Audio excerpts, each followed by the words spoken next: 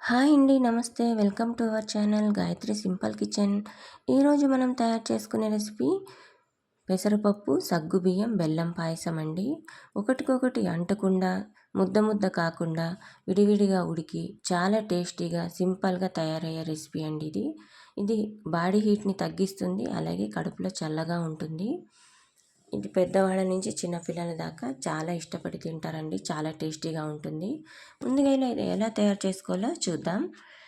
2 కప్పులు తీసుకొని ఒక అరకప్పు దాకా సగ్గు బియ్యాన్ని ఇక్కడ తీసుకుంటున్నాను. ఇవి నైలాన్ సగ్గుబియ్యం, చిన్న సగ్గుబియ్యం అండి.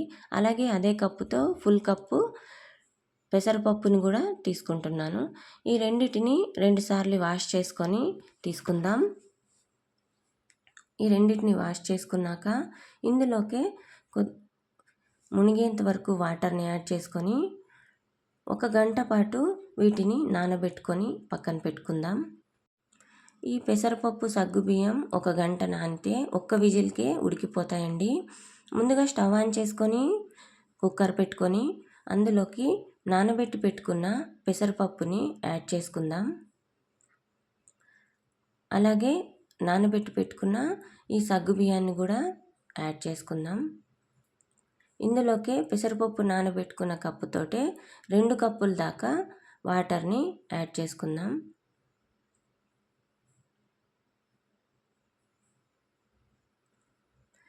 అంతేనండి. రెండింటిని ఒకసారి ఇలా కలుపుకొని మూత పెట్టుకొని ఒక్క విజిల్ వచ్చేదాకా వీటిని లో టు హై ఫ్లేమ్లో మంట పెట్టుకొని ఒక విజిల్ రానిద్దామండి. అంతేనండి. ఒక విజిల్ వచ్చాక ఇదిగోండి మెత్తగా ఈ పెసరపప్పు, సగ్గుబియ్యం అనేది ఉడికిపోయింది. ఇప్పుడు ఏ కప్పుతో అయితే మనం పెసరపప్పు తీసుకున్నామో అదే కప్పుతో 3 కప్పుల దాకా బెల్లాన్ని ఇక్కడ తీసుకొని యాడ్ చేస్తున్నాను. ఇందులోకి 1 కప్పు దాకా వాటర్ని యాడ్ చేసుకొని ఇలా మంటని స్టవ్ ఆన్ చేసుకొని మంటని లో టు హై ఫ్లేమ్లో పెట్టుకొని ఈ బెల్లం కరిగేదాకా ఒకసారి కలుపుకోవాలి. చూడండి, ఒకటికొకటి అంటకుండా విడివిడిగా బాగా ఉడికిపోయినాయి సగ్గుబియ్యం, పెసరపప్పు. ఇప్పుడు చల్లారనిద్దామండి, పక్కన పెట్టుకుందాం. ఇప్పుడు స్టవ్ ఆన్ చేసుకొని ఒక గిన్నెలో 4 స్పూన్ల దాకా నెయ్యిని తీసుకొని మీకు నచ్చినన్ని డ్రై ఫ్రూట్స్ని ఇందులోకి యాడ్ చేసుకోవచ్చు. ఇక్కడ నేను జీడిపప్పు, బాదం పప్పు, పిస్తా, వాటర్ మిలన్ గింజలను కూడా తీసుకుంటున్నాను. వీటిని బాగా వేయించుకొని పక్కన పెట్టుకొని ఇదిగోండి ఇక్కడ ఇది కొద్దిగా చల్లారింది. ఇందులోకి 2 కప్పుల దాకా పాలని యాడ్ చేసుకుందాం. ఇవి కాచి చల్లార్చిన పాలండి. అంతేనండి. మంట పెట్టకూడదు, స్టవ్ ఆఫ్ చేసుకోవాలి. మన ఈ పెసరపప్పు, సగ్గుబియ్యం పాయసం రెడీ అయిపోయింది. మనం వేయించి పెట్టుకున్న ఈ డ్రై ఫ్రూట్స్ని కూడా ఇందులోకి యాడ్ చేసుకుందాం. పెసరపప్పు, సగ్గుబియ్యం పాయసం రెడీ అయిపోయిందండి.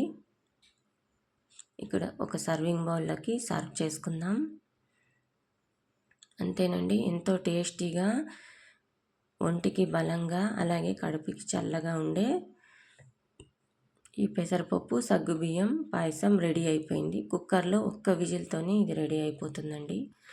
చాలా టైం కూడా పట్టదు. ఎంతో టేస్టీగా ఈ బెల్లం పాయసం ఫాస్ట్గా తయారు చేసుకోవచ్చు.